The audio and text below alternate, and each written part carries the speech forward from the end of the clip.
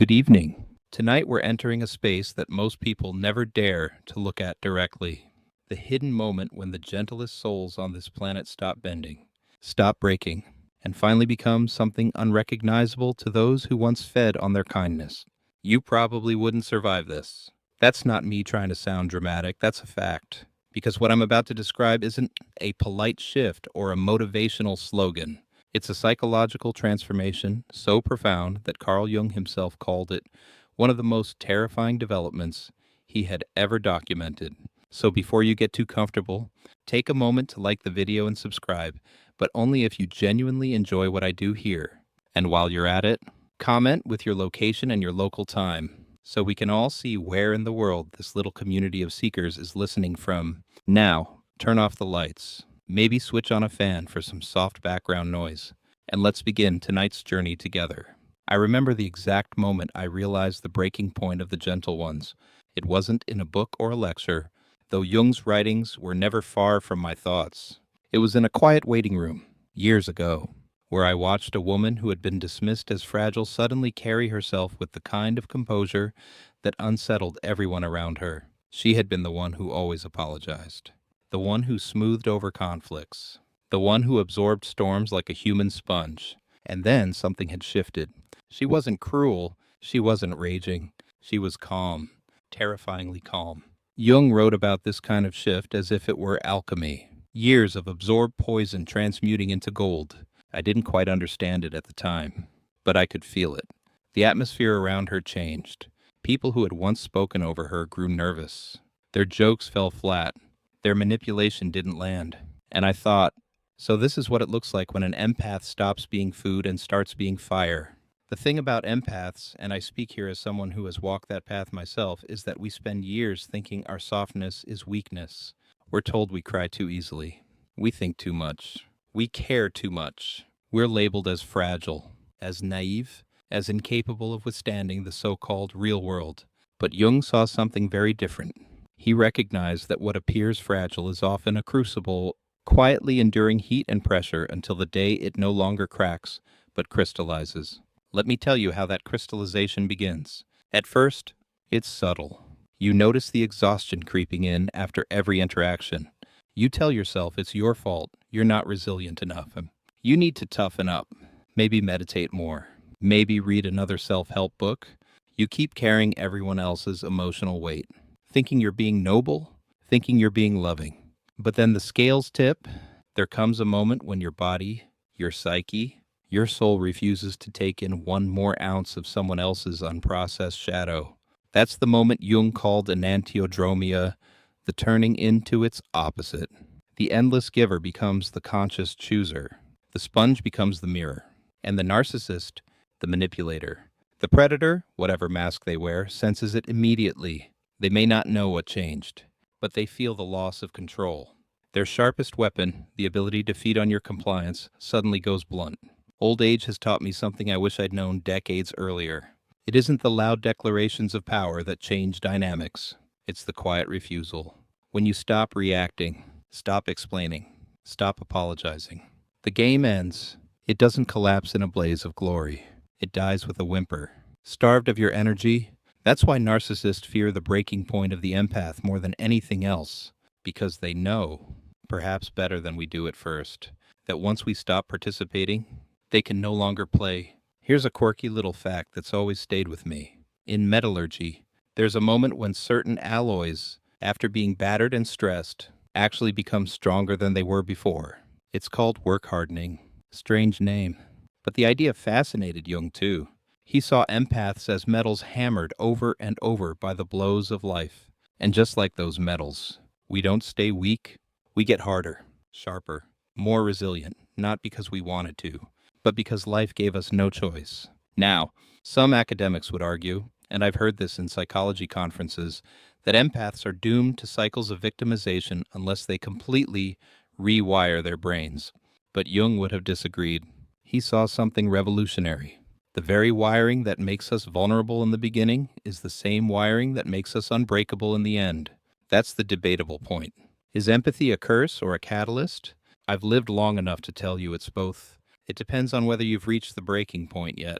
I recall a younger version of myself, trying desperately to explain away the bad behavior of people I loved. I thought compassion meant absorbing everything, even poison. But looking back now, I see that every moment of self-betrayal was forging something beneath the surface, like pressure on coal, unbearable at the time, but destined to produce clarity. And when clarity comes, it doesn't roar. It whispers. It says, "Enough." That one word is more powerful than years of shouting. It's more frightening to abusers than any revenge plan could ever be, because enough isn't a negotiation. It's the closing of a door that will never again be unlocked from the outside. So when I talk about the breaking point of the gentle ones, understand this. It isn't the end of their kindness. It's the beginning of their sovereignty.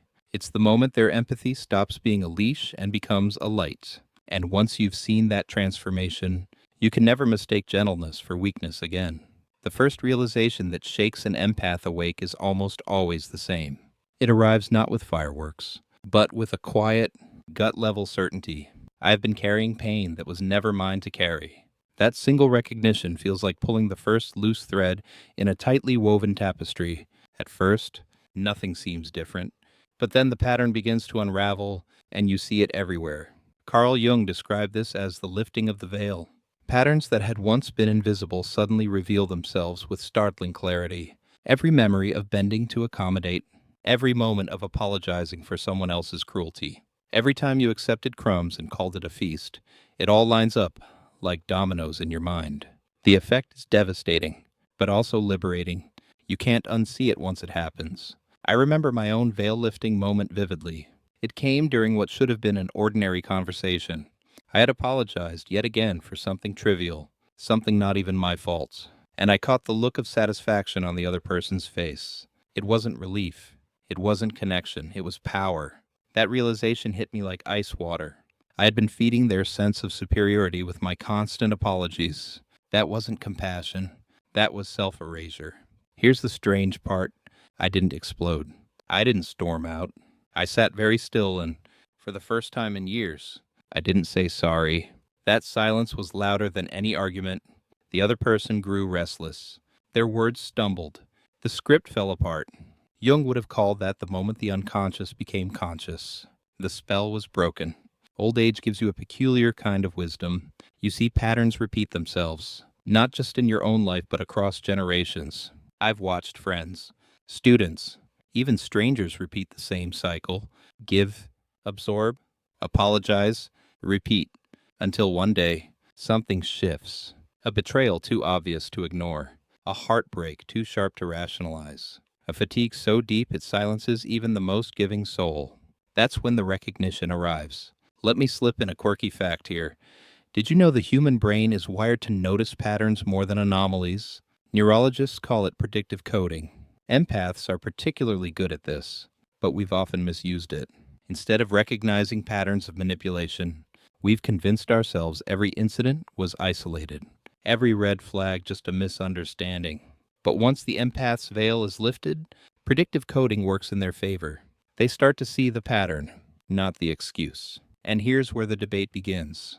The one Jung himself nudged but never fully settled. Are empaths complicit in their own suffering?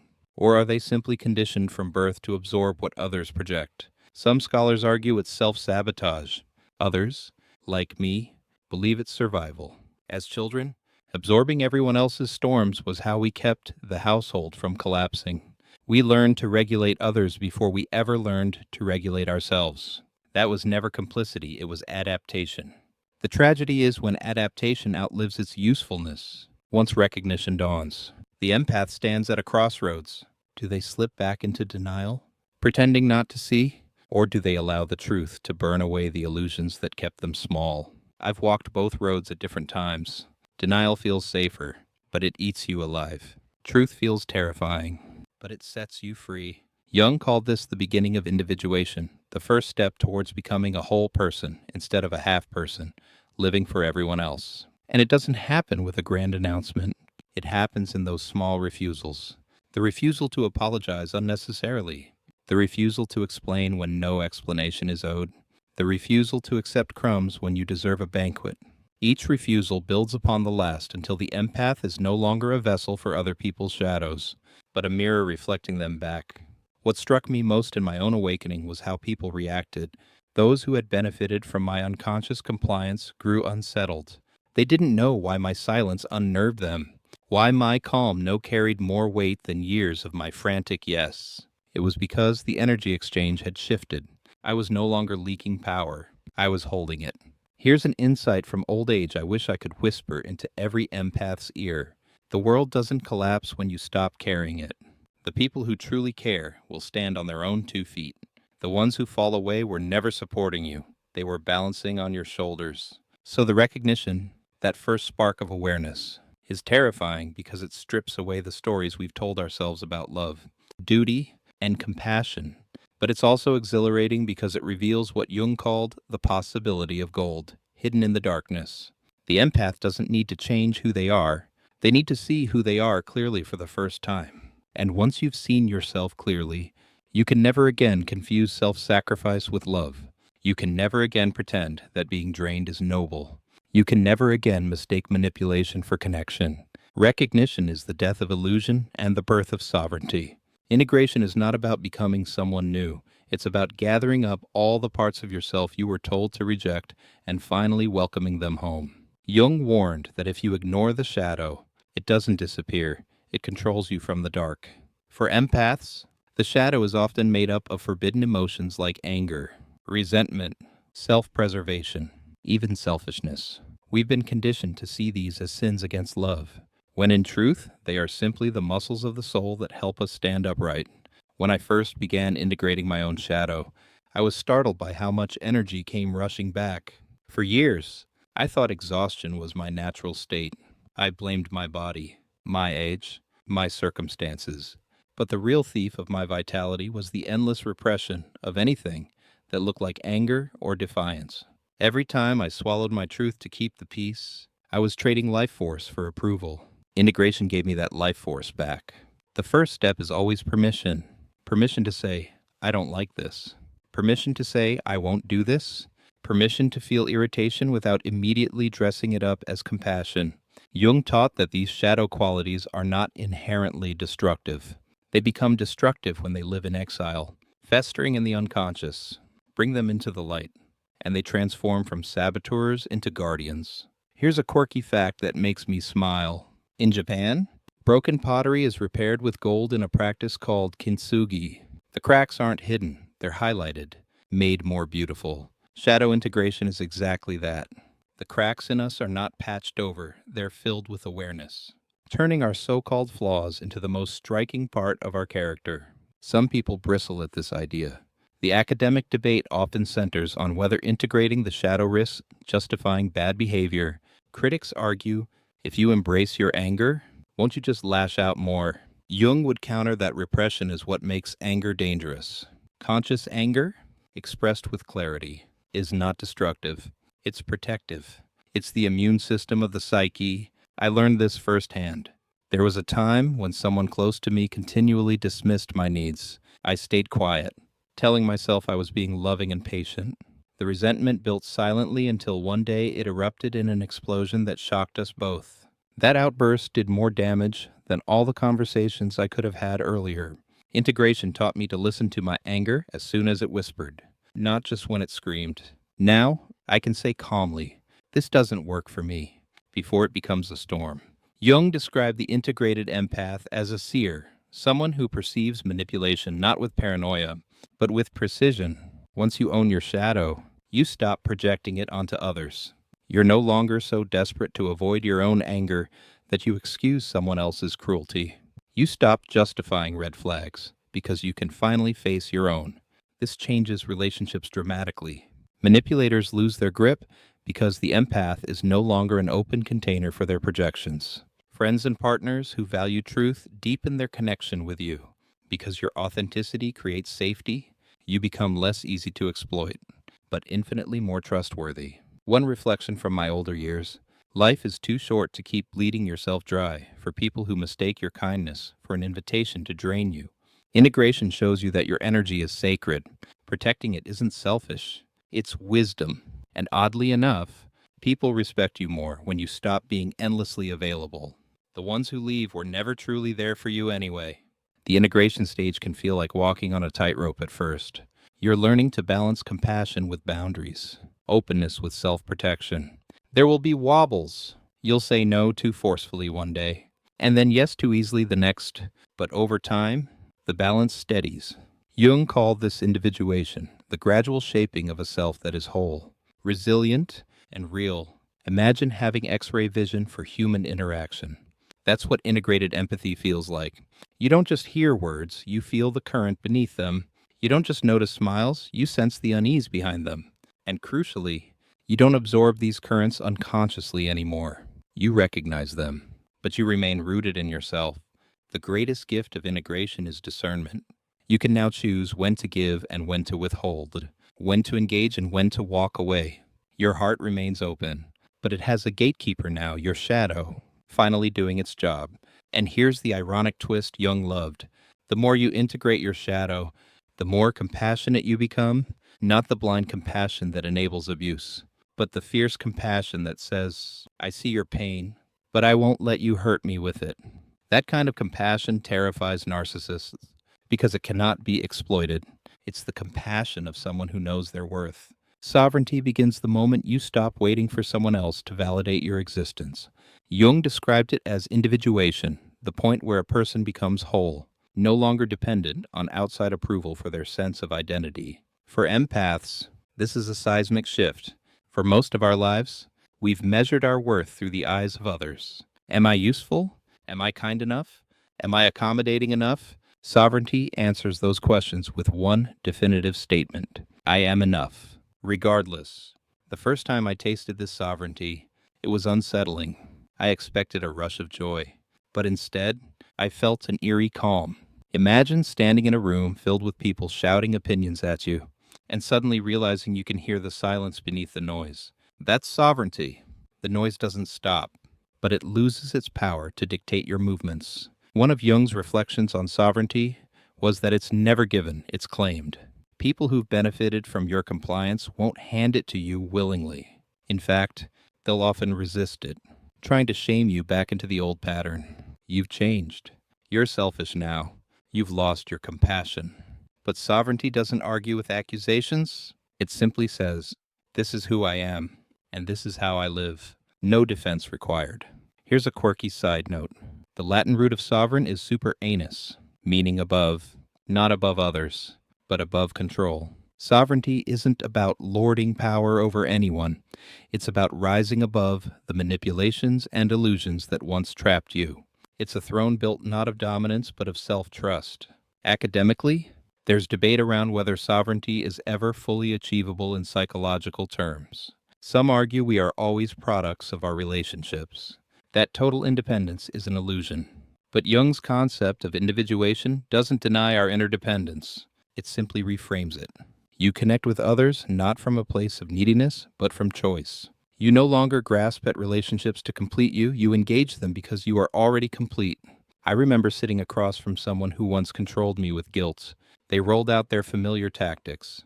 The subtle sighs, the disappointed tones, the loaded silences. Before, these cues would have sent me spiraling into apology mode. But this time, I felt something different. Neutrality. It wasn't anger or rebellion. It was the absence of the old hooks. Their drama couldn't find a landing place in me anymore. That's sovereignty in action. Here's the paradox. Sovereignty doesn't harden you. It softens you in the right places. When you're no longer fighting to prove your worth, you can relax into kindness freely. Your yes becomes more authentic because it's no longer entangled with hidden no's. Your compassion flows without resentment because it's chosen, not coerced. Older wisdom has taught me that sovereignty is the only foundation for lasting peace. You can't build peace on appeasement. It always crumbles under the weight of resentment. You can't build peace on control. It suffocates under its own rigidity. But peace born of sovereignty endures because it doesn't depend on external conditions. It lives in you. And it's not just about personal relationships. Sovereignty shifts how you move in the world. You stop chasing trends or bending yourself into acceptable shapes. You create from authenticity rather than desperation. Jung would call this living in alignment with the self. the central archetype of wholeness. When you're sovereign, your life begins to organize itself around what is true for you, not what is demanded by others. Here's the part that unsettles manipulators the most. Sovereignty is silent power. It doesn't announce itself, yet it's felt by everyone around you. Narcissists sense it instinctively. They test for cracks, probing for old insecurities. But when they find none, they retreat. It's like trying to light a fire on stone. There's nothing to ignite. In daily practice, sovereignty looks deceptively simple. You decline an invitation you don't want, without guilt. You end a conversation when it turns manipulative, without drama.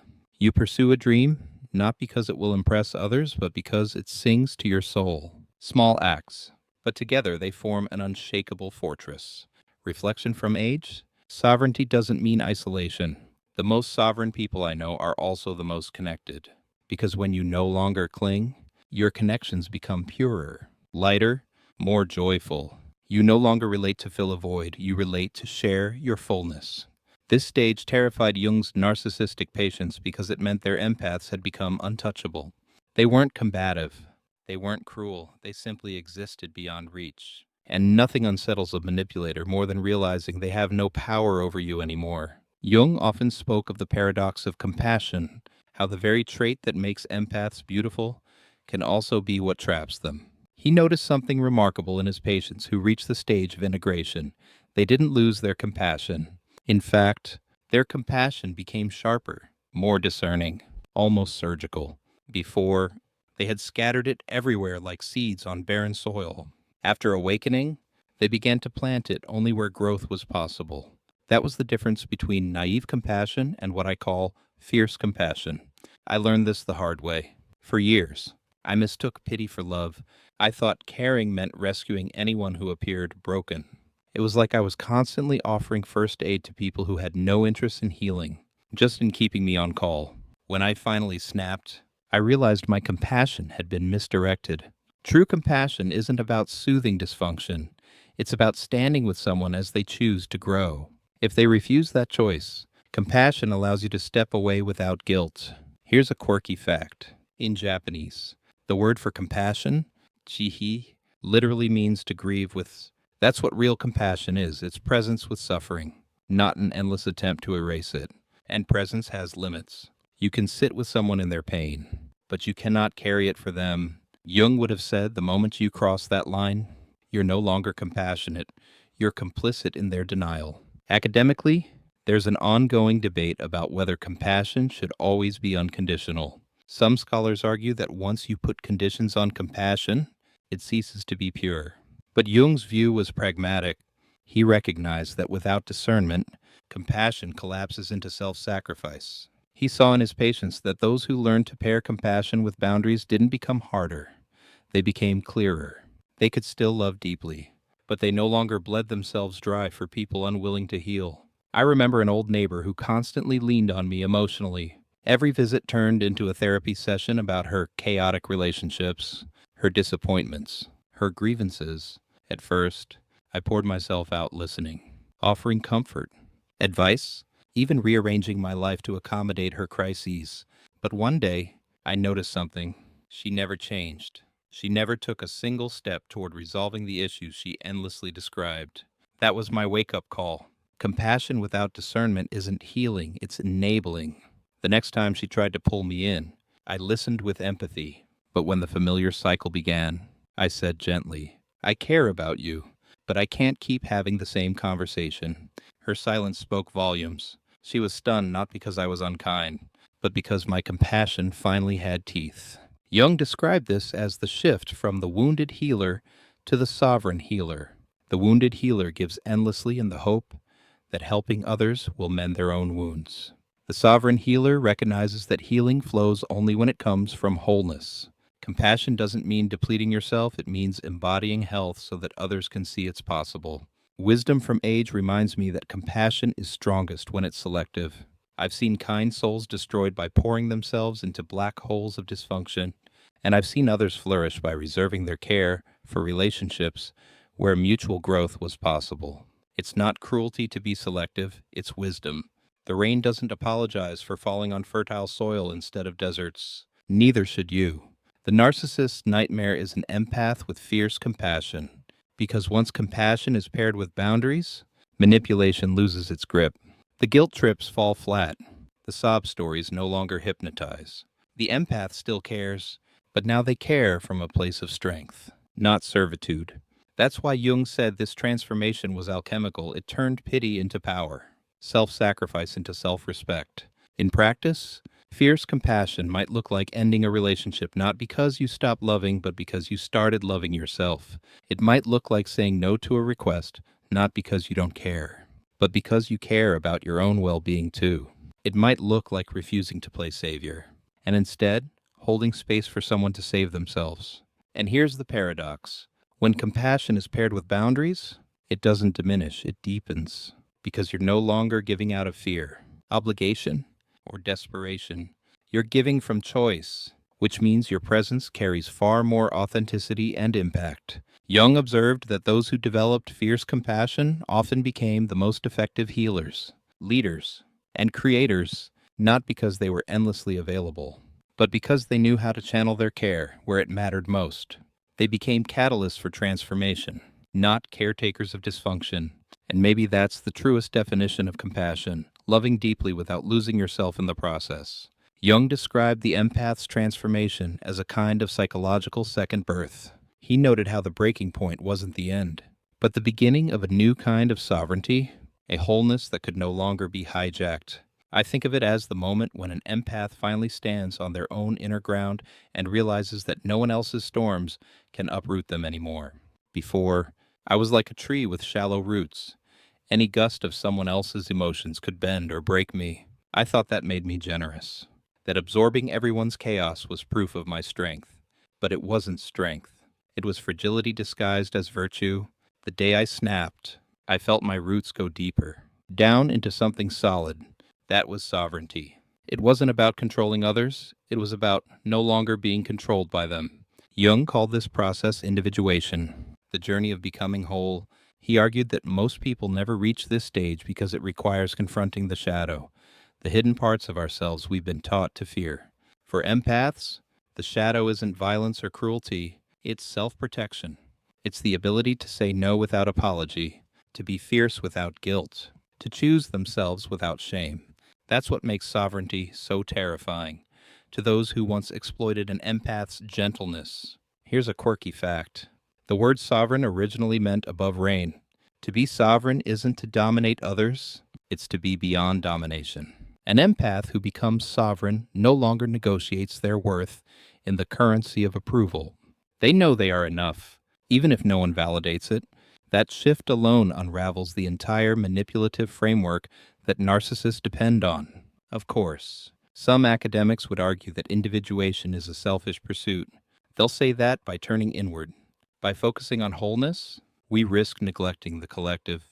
But Jung's view was more radical. True sovereignty isn't selfish, it's service. Because when you stop bleeding out in unhealthy relationships, you conserve your energy for the connections and causes that actually matter. Sovereignty doesn't isolate, it liberates. I remember a conversation I once had with a friend who had known me before my breaking point. She said, "You've changed. You're colder now." At first, I worried she was right.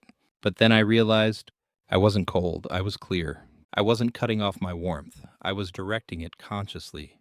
The truth was, my clarity made her uncomfortable because she could no longer rely on my endless availability. Sovereignty often looks like coldness to those who benefited from your lack of boundaries. An elder once told me, "Wisdom is learning when silence is stronger than words." That's sovereignty in practice. It's knowing you don't have to argue, defend, or explain when you set a boundary. Silence itself becomes your declaration. I will not be moved. That kind of silence terrifies manipulators because it cannot be baited into reaction. And here's the irony. When you stop fighting for approval, you start radiating a calm confidence that others can't help but respect, even if they don't like it. Jung noted that narcissists often withdrew from sovereign empaths without confrontation. They could sense, almost instinctively, that the old hooks no longer worked. It was as if the battlefield had vanished. So sovereignty isn't loud. It's not about power plays or dramatic confrontations. It's quiet, grounded, unshakable. It's when you look at someone trying to provoke you and feel no need to defend yourself. When you hear criticism designed to wound and it slides off because you've integrated the parts of yourself that once craved external validation. It's when you realize that your worth doesn't rise or fall on anyone else's scales. That's the power of individuation. The empath no longer exists in fragments, waiting for others to piece them together. They've gathered their own fragments, integrated their shadow, and become whole. And once whole, they're untouchable. When Jung spoke of what I call the empathic paradox, he was pointing to something that feels impossible until you experience it yourself. How can someone become both softer and harder at the same time? How can compassion deepen while tolerance for manipulation evaporates? It sounds contradictory, but it's precisely this paradox that makes a fed-up empath such a disruptive force in the lives of narcissists. Before the awakening, compassion is naive. It gives without weighing, trusts without testing, and excuses without questioning. After the awakening, compassion matures. It becomes precise, discerning, and surprisingly fierce. Jung wrote of this integration as the uniting of opposites. For empaths, it's the paradox of remaining tender while learning to cut sharply through illusions. I've noticed this paradox in myself. For years, I would feel someone's pain and rush to soothe it, even if that meant abandoning my own needs. I believed love meant sacrifice. But now, I can feel someone's pain and simply hold it without absorbing it. I can say, I see you, I care, but I won't rescue you at the expense of myself. That's not cruelty, it's clarity. And here's the twist. My compassion is stronger because it's no longer diluted by resentment or exhaustion. An old mentor once said to me, compassion without boundaries is self-destruction. Boundaries without compassion is cruelty. Wisdom is walking the razor's edge between the two. That razor's edge is the empathic paradox. You stop being a sponge and become a mirror, able to reflect truth back without soaking up dysfunction. Here's a quirky fact that fits this paradox. In metallurgy, tempered steel is stronger than raw steel, not because it avoided fire, but because it passed through it. Likewise, empaths who have been through betrayal emerge tempered. Their compassion is stronger because it has been through fire. Of course, this raises a publicly debatable point. Is it possible to be both empathic and unyielding? Critics will argue that once you set boundaries, you stop being an empath at all. But Jung would say the opposite. True empathy isn't about drowning in others' emotions. It's about perceiving them clearly and responding consciously, without discernment. Empathy collapses into enmeshment. With discernment, empathy becomes wisdom. I saw this paradox play out once with a colleague who had been used to leaning heavily on me. She would bring her endless crises, and I would drop everything to help. One day, after my own breaking point, I listened to her but didn't fix anything. I said, calmly, "That sounds tough. What do you think you'll do?" Her face was a mixture of shock and discomfort. For the first time, she had to face her own patterns instead of offloading them onto me. And strangely, she respected me more afterward. My compassion hadn't vanished. It had evolved into something sharper, something that empowered both of us. Jung noted that this paradox terrifies narcissists most of all. They depend on the empath's boundless giving, their willingness to tolerate endless exploitation. But when an empath becomes both more compassionate and more unyielding, the narcissist loses their grip entirely. It's like trying to wrestle with water that suddenly turns into ice, slippery, solid, and impossible to shape. The empathic paradox isn't about balance for balance's sake. It's about integration. It's about no longer swinging between extremes of self-sacrifice and resentment. It's about standing in the middle of your own wholeness, where love and strength are no longer enemies but partners. That, to me, is the most terrifying and beautiful evolution of all. When Jung described the empath as a truth detector, he wasn't using poetic language. He meant it quite literally. In his clinical notes, he observed that once an empath integrates their shadow, they develop a kind of perceptual sharpness that cuts straight through pretense. They no longer get distracted by the smoke and mirrors of charm, authority, or performance. Instead, they pick up on subtleties that most people miss, what I call psychological microsignals. I remember sitting across from someone once, hearing them speak with all the right words. On the surface, it sounded convincing, but underneath, something felt off. The cadence of their voice wavered slightly when they claimed honesty. Their eyes darted, not in guilt, but in an almost imperceptible rhythm of avoidance. My body felt uneasy, even though my brain wanted to accept their narrative. This is what Jung meant by unconscious perception. My psyche had registered the contradiction before my conscious mind had processed it. That is the essence of truth detection. The funny thing is, it's not mystical at all. It's data collection.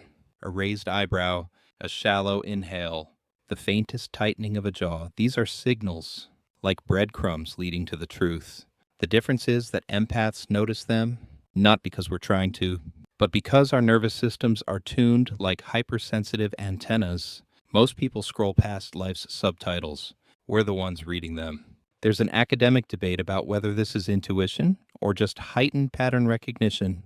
Some psychologists argue intuition is nothing more than subconscious processing of accumulated data. Others believe it represents a distinct psychological function, as Jung classified it. Personally, I think it doesn't matter what you call it. When you feel a lie in your bones, when you know something's off even before evidence presents itself, that's truth detection at work.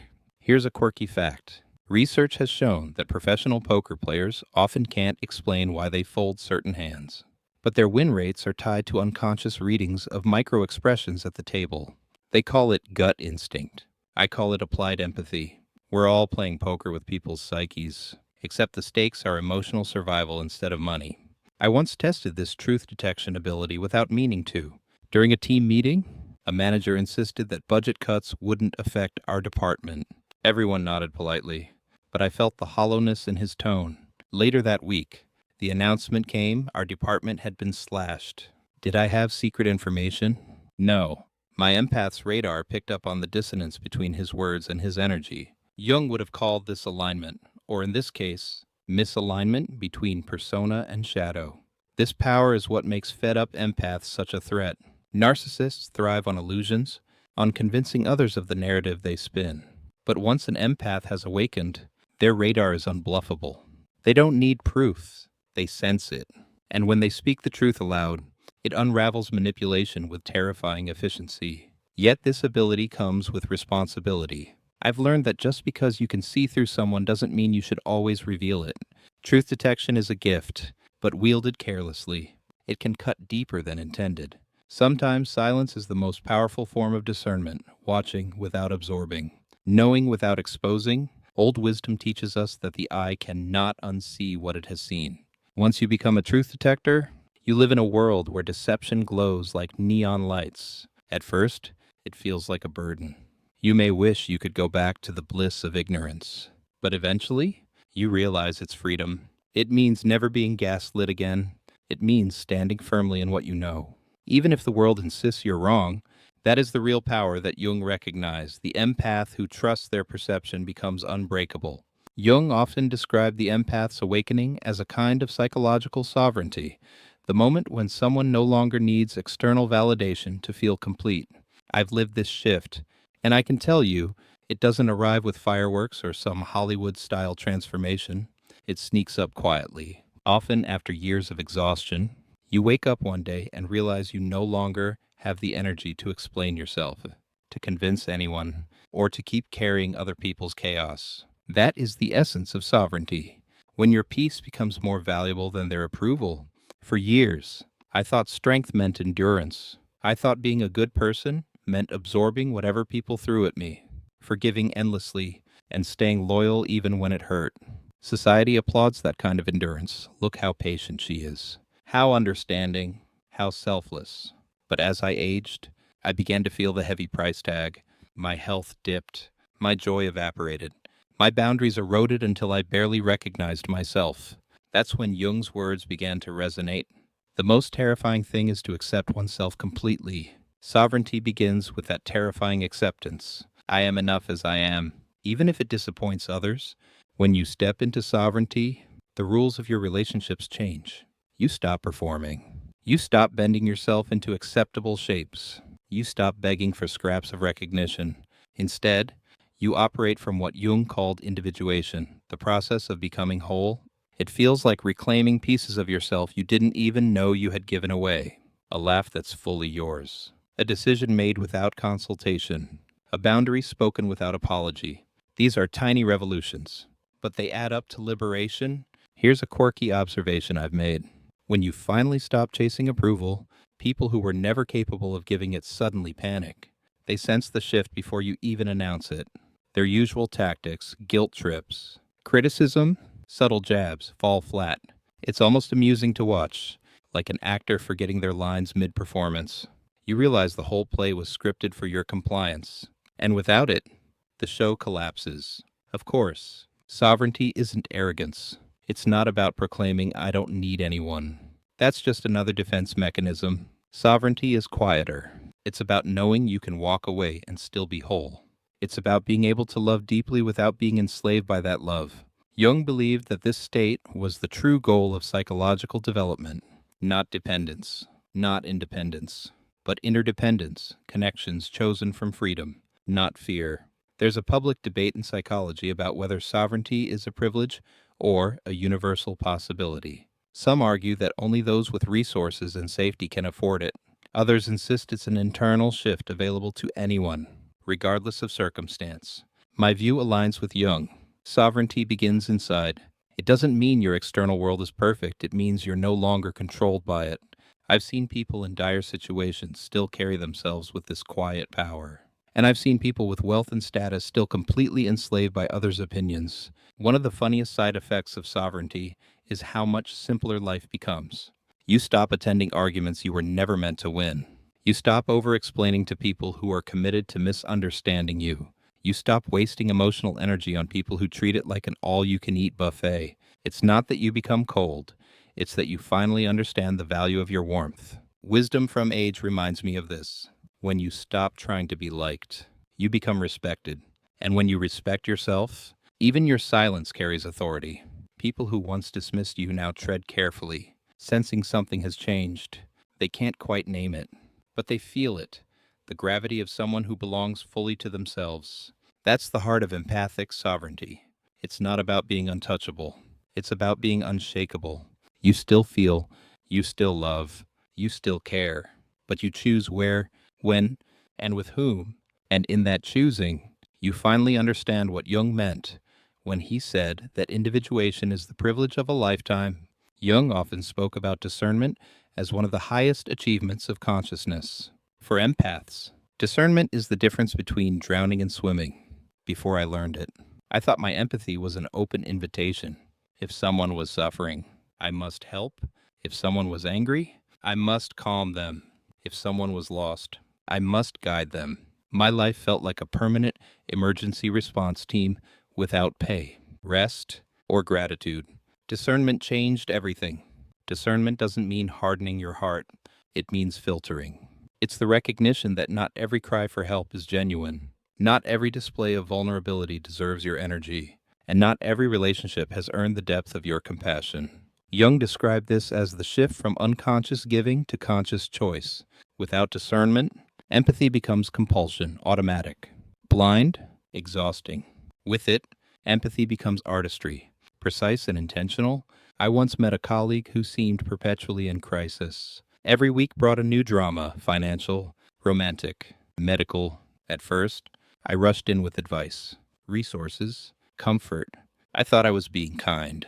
But months later, nothing had changed. In fact, the crises seemed to multiply the more I gave. That's when I noticed a pattern. This person wasn't looking for solutions. They were looking for an audience. My energy was being consumed without creating any growth. Discernment taught me the courage to step back, not coldly, not cruelly, but firmly. I care about you, but I can't keep engaging in endless emergencies. The moment I set that boundary, I realized something liberating. People who truly value you will respect your discernment. People who only value your usefulness will resent it. Jung believed this resentment is the shadow being exposed. When you refuse to play along, you reveal people's unconscious motives. It's uncomfortable for them, but it's clarity for you. Here's a quirky fact. Your nervous system actually knows when discernment is needed before your mind does. I noticed my body always gave me signals: tight shoulders, a sinking stomach, sudden fatigue whenever I was about to step into a draining dynamic. At first, I ignored those signals. labeling myself too sensitive. Now, I see them as my built-in alarm system. Jung might have called it the wisdom of the unconscious body, alerting me before my conscious mind catches up.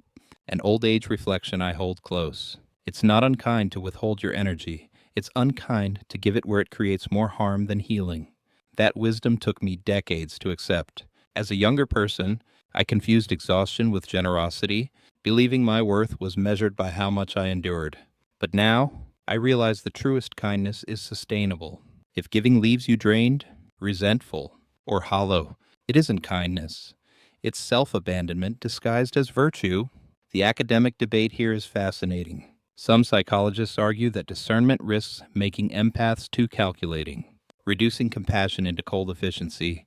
Others, aligning with Jung, argue the opposite, that true compassion requires discernment, because without it, empathy is indistinguishable from martyrdom. Personally, I side with Jung. Discernment doesn't diminish compassion, it refines it. It ensures your empathy lands where it can take root, not where it's wasted. And yes, there's humor even in this. I sometimes joke that discernment is like an emotional bouncer at the door of my heart. Sorry, you're not on the list. Please take your drama elsewhere. It makes me laugh because, in a way, that's exactly what it feels like. For years, I let anyone and everyone walk in without checking who they were or what they carried. Now, I still open the door, but only after asking myself, does this interaction honor both of us? Jung saw discernment as a stage of individuation, proof that you've integrated enough of your shadow to stop rescuing others as a way of avoiding yourself. That insight stings a little, but it's true. When I compulsively rescued, I wasn't just helping them. I was avoiding the discomfort of sitting with my own wounds. Discernment forced me to face myself, and in doing so, I realized something profound. The healthier I become, the fewer people need me to rescue them. This is what makes discernment so revolutionary. It doesn't isolate you. It connects you more authentically. You stop pouring into endless voids and start sharing with those who can pour back. And in that balance, empathy transforms from burden to blessing. Jung described individuation as the process of becoming whole, the integration of all the fragmented parts of the self into one coherent identity. For empaths, individuation is not just a psychological theory, it is survival. Without individuation, empathy stays entangled with codependency, and compassion remains chained to self-sacrifice. With individuation, empathy evolves into sovereignty.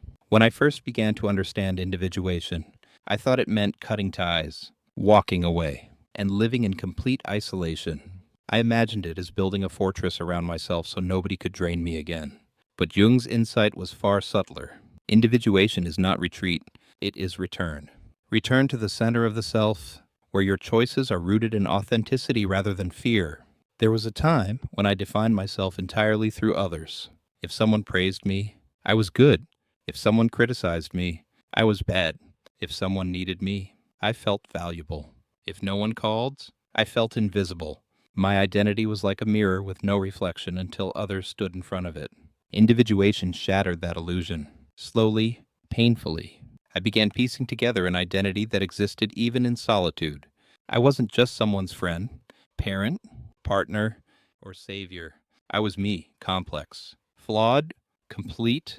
Here's where the shadow integration became unavoidable. Individuation forced me to accept the parts of myself I had long denied, the anger I swallowed, the selfish desires I buried, the ambition I labeled as arrogance. Jung said, one does not become enlightened by imagining figures of light, but by making the darkness conscious. I had spent so long polishing the good empath persona that I was terrified of admitting I could be angry, assertive, even ruthless when necessary. But bringing those qualities into consciousness didn't corrupt me. It completed me. An old age reflection comes to mind. The strength of a tree lies not in its blossoms, but in its roots. Individuation gave me roots. Before, I was like a climbing vine, attaching myself to whatever trellis was nearby, twisting my shape to suit its structure. Now, I feel like the oak, steady, independent, growing in my own direction. It doesn't mean I don't offer shade or shelter. It means I no longer collapse when the trellis is removed. Here's a quirky fact that always makes me smile. In some cultures, the word for individual is linked to the word for undivided. Individuation. Then literally means becoming undivided within yourself. No more splitting between the good self and the bad self, the public mask and the private wounds, the generous caretaker and the hidden resenter. It's all one person now, and that person is me. Academically, individuation sparks fierce debates. Some argue that it's an overly idealized concept, suggesting a level of wholeness humans can never truly achieve. Others see it as the most practical framework for lifelong growth. Not perfection, but integration. I lean toward the latter. Individuation doesn't mean I'll never feel fragmented again. It means I know the path back to my center when I do. That knowledge is power. The humor in individuation, if you can call it that, comes from how others react to it. People who once manipulated my guilt now say things like, "You've changed. You're not the same person anymore." I usually reply with a smile, "Thank you. That was the whole point." It's funny because they mean it as an insult. But I take it as confirmation of growth. Individuation confuses those who depended on your fragmentation. They can't control what they can't divide. Jung believed individuation was humanity's most important task. The reason we wrestle with shadow, archetypes, and meaning. And for empaths, it feels like destiny. The journey from unconscious absorption to conscious choice, from endless giving to selective offering, from fragmented self to integrated soul, that is individuation in action. It doesn't make me less empathic, it makes me sovereign. When an empath reaches individuation, something remarkable happens. The entire landscape of relationships begins to shift. It's not that people suddenly become different, it's that you finally see them clearly. Jung described this clarity as psychological discrimination, the ability to discern what belongs to you and what belongs to another. For me, it felt like putting on glasses after years of blurred vision. Suddenly, the outlines of manipulation, projection, and authenticity came into focus. Before this transformation, my relationships were messy webs of obligation. I confused responsibility with love. I thought loyalty meant endurance, even if endurance destroyed me. If someone was unhappy, I made it my mission to fix them, often at the expense of my own well-being. But individuation rewired that instinct. I began to realize that genuine love doesn't require self-erasure. It thrives in reciprocity. Take my workplace, for example. There used to be a colleague who constantly leaned on me for emotional support. Every minor inconvenience in his life became my emergency. I would drop my work to listen, console, reassure. At first, I thought this made me kind. But when individuation took root, I noticed a pattern. He left every conversation lighter, and I left heavier. That was not compassion, it was extraction. So, I tested a new approach. I listened briefly, affirmed his feelings, but stopped carrying his burdens for him. To my surprise, he adapted. Either he found new ways to cope, or he sought someone else's shoulder. My refusal to serve as a dumping ground didn't end our connection. It clarified it. Family relationships were harder. Jung observed that individuation often triggers resistance within family systems, because when one person changes, the equilibrium shifts. My mother, for instance, struggled when I started setting firmer boundaries. For years, I had been her confidant, her emotional sponge. When I stopped absorbing everything, she accused me of being distant, even selfish. It hurt, of course, but I remembered Jung's warning. The greatest burden a child must bear is the unlived life of the parents. I realized her discomfort wasn't proof I was wrong. It was proof I was finally stepping into my own life. Here's an old age reflection I carry. Relationships built on self-sacrifice rot, while those built on authenticity ripen with time. In my youth, I thought the opposite was true. I believed the more I gave, the more love would grow. But love built on depletion isn't love, it's dependency. Individuation taught me that real connection blossoms when two whole people meet, not when one fragments themselves to keep the other intact. On a lighter note, did you know that octopuses have 3 hearts and 9 brains?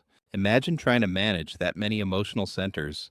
Sometimes I laugh because being an unindividuated empath feels just like that. Too many hearts pulling in different directions. Too many minds processing other people's chaos. Individuation, thankfully, reduces the noise to one steady rhythm. Your own, academically. There's debate about whether individuation is inherently isolating. Some critics argue that becoming self-sufficient leads to loneliness. But I've experienced the opposite. Individuation didn't isolate me, it refined my circle. I no longer attract people who want endless giving. Instead, I attract those who value depth, reciprocity, and authenticity. Fewer connections, yes, but infinitely richer ones. The humor comes when people notice the change but can't name it. You seem calmer, they say, or you don't get caught up in drama anymore. One person even joked, "You've become boring." I laughed, because what they call boring, I call peace. And peace, as Jung would remind us, is not the absence of conflict but the presence of inner alignment. So, the landscape of my relationships transformed. Some connections dissolved, some adapted, and a rare few deepened beyond anything I thought possible. Individuation gave me the strength to stop clinging to what drained me and the courage to nurture what sustained me. It's not that I love less now. I love more wisely. One of the most unsettling yet liberating shifts in this journey was realizing how often I had been complicit in my own victimhood. Jung wrote that until you make the unconscious conscious, it will direct your life and you will call it fate. For years, I thought fate had cursed me with manipulative partners, draining friendships, and endless cycles of obligation. But individuation forced me to admit an uncomfortable truth. I wasn't just unlucky. I was unconsciously choosing dynamics that mirrored my unresolved wounds. It was like discovering I had been walking through life with a neon sign on my chest that read, "Available for exploitation." Not because I wanted to suffer, but because suffering was familiar, chaos felt like home, and peace felt alien. Jung described this as the pull of the shadow. The parts of ourselves we reject or fail to integrate end up shaping our choices without our knowledge. My shadow whispered, "You're only valuable when you're useful." And so I attracted people who reinforced that belief. The day I recognized this was both humiliating and empowering. Humiliating because I had to face how much of my pain was self-perpetuated. Empowering because if I had unconsciously chosen dysfunction, I could consciously choose something different. It wasn't fate. It was participation, and participation can change. I remember an old friend from university who always seemed to need rescuing. Late-night phone calls, endless crises, borrowed money that never came back. I used to rush to her aid, convinced it was loyalty. But one night, I realized I was exhausted. My studies were suffering, and she was thriving, not in life, but in her drama. It hit me. I wasn't helping her. I was enabling her addiction to chaos. That was the night I stopped answering every call. To my surprise, she eventually stopped calling altogether. My withdrawal revealed how much our friendship had been a one-sided contract. Here's an insight from age and hindsight. People treat you according to the roles you audition for. If you show up as the eternal fixer, they will cast you as such. If you show up as someone with boundaries, they may resist, but they eventually adjust. Wisdom taught me that being needed isn't the same as being valued, and attention isn't the same as respect. A quirky fact I stumbled across while reflecting. Lobsters don't die of old age in the way we think. Biologists suggest they can, in theory, live indefinitely because they regenerate enzymes that repair cells. The problem? They eventually exhaust themselves from the energy it takes to keep growing and shedding their shells. Isn't that exactly what happens to empaths who never individuate? We keep regenerating shells to accommodate others until the effort itself kills us. Individuation, for me, was finally deciding to stop shedding shells for everyone else's comfort. Academically, there's debate around whether victimhood is entirely self-chosen or socially imposed. Some argue that systems of power create victims regardless of personal psychology. While that's undeniably true, I found Jung's perspective more useful for inner work, whether or not I was victimized by circumstances. The crucial question was, how was I unconsciously cooperating with that victimization? Because the only part I can change is my participation. I sometimes laugh at how dramatic my inner voice was in those early stages. If I stop helping, they'll hate me. If I stop sacrificing, no one will love me. In reality, what happened? Some people left, and the ones who stayed loved me more authentically. Turns out, the world doesn't collapse when you stop carrying everyone else's baggage. It just gets a lot lighter. So, this was the paradox I discovered. Victimhood had been my unconscious survival strategy, but once I saw it, it stopped being fate and became choice. And choice, unlike fate, can be rewritten. Jung would call that rewriting process the integration of shadow into consciousness. I call it finally stepping out of my own way. By the time I reached what Jung described as sovereignty of the psyche, I realized something remarkable. Silence had become my greatest weapon. Not the cold silence of punishment or withdrawal, but the grounded silence of someone who no longer felt compelled to explain, defend, or justify their existence. For years, I believed my words were the only tools I had, explaining myself to those who misunderstood, apologizing to those who never intended to forgive, defending my worth to people who had no intention of recognizing it. But individuation taught me that silence itself carries immense power when it emerges from clarity rather than fear. I recall a family gathering where an uncle, notorious for his sharp tongue, made a remark about my overly sensitive nature. In the past, I would have laughed nervously, maybe even defended myself with some elaborate explanation about empathy and psychology. But that day, I said nothing. I simply looked at him, smiled lightly, and let the silence expand until he became visibly uncomfortable. For the first time, he backed down. It wasn't confrontation. It was the absence of engagement that exposed the hollowness of his words. Jung would have recognized this as a moment of individuation, no longer reacting from a wounded place, but responding or not responding from sovereignty. An old proverb whispers in my ear as I remember that moment. The lion does not turn around when a small dog barks. Age has shown me the truth of it. The older I become, the more I see that wisdom often resides not in what you say, but in what you refuse to dignify with response. I once thought silence meant weakness, that I was being overrun. But now I know silence can be a boundary sharper than any spoken word. Here's a quirky fact I stumbled upon.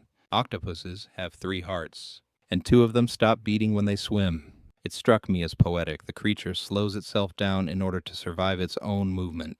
That's what silence became for me. The deliberate slowing of my inner need to react so that I could survive and thrive without wasting energy. Academically, there's debate around whether disengagement in relationships is avoidance or wisdom. Some researchers call silence a withdrawal tactic, potentially harmful if it replaces communication. Others argue that silence, when rooted in self-possession, is a form of psychological maturity. Personally, I've found Jung's perspective most useful here. He argued that individuation requires withdrawing projections, refusing to pour energy into roles that others assign you. In my silence, I wasn't avoiding, I was refusing to participate in projections that had nothing to do with me. Of course, silence scared people. They were used to my words, my justifications, my emotional labor. When those stopped, they became unsettled. Some accused me of arrogance. Others demanded explanations I didn't provide.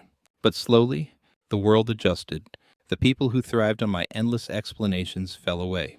The ones who respected my quiet strength drew closer. And I discovered something astonishing. Silence didn't just protect me.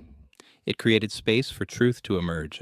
In silence, manipulation has no foothold. In silence, clarity grows like wildflowers in an abandoned field. So, what terrified narcissists and manipulators wasn't that I became louder, harsher, or crueler. It was that I became still. Stillness was my revolution. And in that stillness, I finally found the voice I had been searching for all along. The final transformation, the one Jung hinted at in his later writings, is what I call luminous sovereignty. It is the moment when all the fragments of the empath's journey, years of absorbing, years of breaking, years of awakening, finally coalesce into a steady radiance that no one can dim. It is not a dramatic explosion, but a quiet dawning. One morning, you wake and realize you are no longer afraid. Not afraid of rejection, not afraid of abandonment, not afraid of being misunderstood, because you have become whole. And wholeness does not depend on external validation. I think of it as the day I stopped negotiating with my own soul. For decades, I had bargained away pieces of myself in exchange for love, approval, safety. Each concession chipped away at my essence. But then came that sovereign stillness, and in it I heard Jung's words echo. The privilege of a lifetime is to become who you truly are. And for the first time, I felt the privilege rather than the terror of it. I remember sitting alone in a cafe, watching people bustle past, each absorbed in their own worlds. A younger version of me would have been scanning their faces, feeling their moods, carrying their tensions like invisible luggage. But that day, I simply observed. I could see the micro expressions, sense the stories beneath the hurried smiles, yet none of it entered my body. My empathy had not diminished, it had matured. I could witness without absorbing. That was sovereignty. An old age reflection rises here. Happiness is less about addition and more about subtraction. In youth, I thought joy came from gathering more love, more approval, more people. But in age, I've learnt joy is often what remains after you've stopped giving yourself away. The less noise you carry, the more music you hear. Here's a quirky fact that always amuses me. Sunflowers move their heads throughout the day to follow the sun. But when they mature, they stop turning. They fix themselves facing east, holding their ground. That is how I feel as an awakened empath. I no longer twist myself to chase warmth. I've found my direction, and the light comes to me. Now, the debatable academic expression, some argue that individuation is a solitary process. Others insist it requires the mirror of community. I believe it's both. You walk alone to discover your truths, but you return to others to live it. Sovereignty doesn't mean isolation. It means entering relationships with both feet on solid ground. And perhaps this is what most unsettles those who once thrived on my fragility. They cannot manipulate someone who has nothing to prove. They can't dominate someone who no longer fears being alone. They cannot silence someone whose voice now springs from silence itself. This is why Jung believed the fed-up empath is the most dangerous figure to unconscious systems. Not because we fight harder, but because we no longer play. So, when I look back, I do not see weakness. I see preparation. Every tear was a distillation, every wound a refining fire, every betrayal a teacher. And now, standing here in my luminous sovereignty, I understand what Jung meant. The empath's gentleness was never weakness, it was power, waiting to remember itself. As the story slows, let me soften the words and ease them like ripples fading on a quiet lake. You've walked with me through shadows and awakenings, through the exhaustion of carrying burdens that were never ours, through the breaking points that turned not into collapse, but into alchemy. And now, as the final images settle, the message becomes simple. The gentleness you thought was weakness was always the seed of a different kind of strength, one that blossoms only when you stop bargaining with yourself. You've seen how empathy, once unconscious, was easily drained and exploited. You've seen how awakening felt violent, sudden, and yet deeply necessary. And you've seen what lies on the other side of that fire. Not a hardened heart, but a wiser one. The kind that knows how to care without depletion, how to love without erasure, and how to stand without needing anyone to hold you up. Perhaps you feel a quiet recognition stirring within you now, a sense that your exhaustion has meaning, that your breaking point might be a beginning, not an end, that your story, like mine, is not one of being too much, but of being just enough for the world that is still learning how to meet you. So let the lights dim now. Let the noise of the day recede. Rest in the reassurance that you are not fragile. You are not broken. You are not alone. You are part of a lineage of souls who carry light into places where it has long been denied. And when you finally accept that light as your own, the world will shift around you. Sleep gently with this truth. You are exactly who you were always meant to be.